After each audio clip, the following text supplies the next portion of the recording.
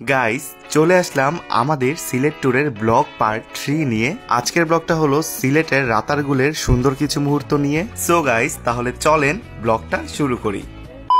Hello everyone, welcome back to my daily blog. কেমন আছেন সবাই? আশা করি ভালো আছেন। অলরেডি আমি আপনাদের সাথে আমাদের সিলেট ট্যুরের blog part 1 blog part 2 share করেছি।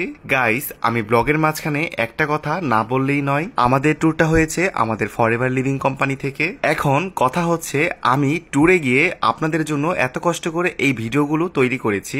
আমি কিন্তু চাইলেই পারতাম ভিডিও না বানিয়ে আমাদের ফরএভার টিমকে সময়টা বেশি দেওয়ার জন্য। ভিডিওগুলো কাদের জন্য বানিয়েছি? অবশ্যই আপনাদের জন্য।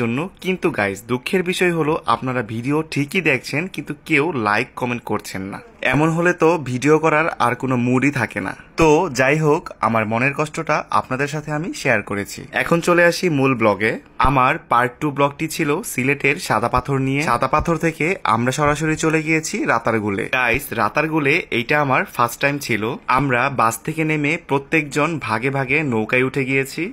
এই জায়গাটা ফাঁকা।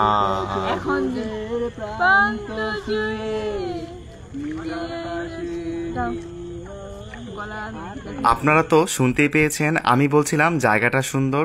গাইস জায়গাটা কিন্তু সত্যি অনেক বেশি সুন্দর। আমাদের রাতারগুল ঘুরে হোটেলে যেতে যেতে রাত হয়ে গিয়েছিল।